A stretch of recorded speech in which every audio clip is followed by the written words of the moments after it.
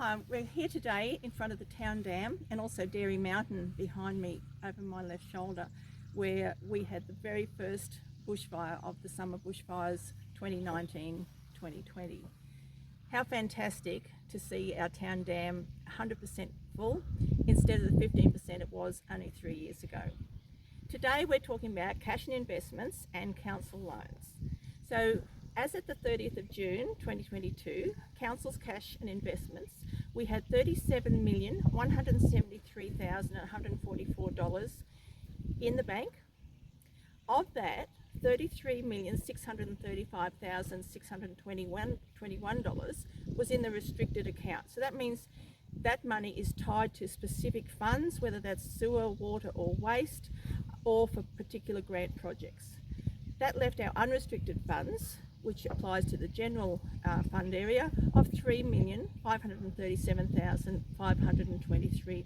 With the restricted funds, $15.259 million of that is for our specific waste, water and sewer funds, and the remainder is for grants. Our loans apply to the different funds. When we talk about our special rate variation, we are only referring to funding the general fund. So our water fund, sewer and waste funds, they are paid through the service charges. With regard to council's loans, as at the 30th of June 2022, our total loans were $18,848,630.12. Now, those loans encompass the various funds, so I'll break that down for you. With the water fund, we have loans totaling $5,969,574.77. Of that, by far the biggest component is this town dam wall behind me, totaling $5,713,048.68 still to pay out. The other small little bit there relates to Urbanville water treatment plant. This dam wall cost over $10 million. We had a grant of $4 million, $487,900 from the government to help us with it. We were the third highest risk dam in the state, because not only was it an ageing wall, it is situated right on the edge of town. So if there was any catastrophic failure, it meant immense numbers of deaths, including 2 schools in the pathway. We now have a buttress-style reinforcement on this town dam. It also has future capacity to lift that dam higher should we ever require to. It is such a relief to have this dam reinforced the way it is. They've also opened the valve at the bottom that needed replacement because we couldn't release water to clean out sediment from the bottom of the dam. So that's a fantastic thing. Now that particular loan is funded through the water service charges.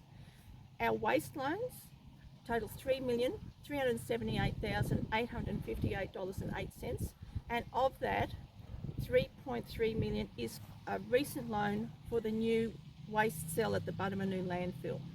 So the other landfill it's nearly at capacity, so we have to create basically a new hole. The sewer fund has a loan of $1.669,783.22 million.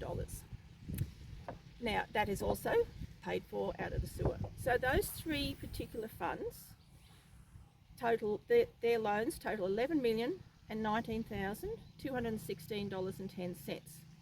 That is completely separate to any discussion about the special rate variation and the general fund. So that $11 million worth of loans are paid back via the different service charges. Then when we get to the general fund, now this is the fund that pays for roads, including bridges, culverts, footpaths, gutters, as well as the road surface, buildings, parks and open spaces, including cemeteries. We have loans totaling $7,829,417.95.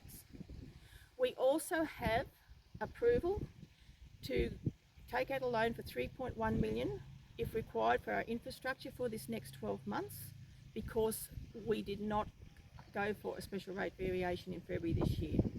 So to fund that shortfall, we do have that capacity if required. We also have a $5 million approval for bridging finance, but when we get all our grants, often council has to pay progressive payments up front, and we wait for the government to reimburse us. So we get these highs and lows. And so to cover off on those troughs and highs, we've got that bridging finance if we need it. We've had that since February and we have not had to use it, fortunately. So that's where we sit with our loans. And the other interesting thing while we're here is behind me is the water treatment plant. Now that is progressing very well.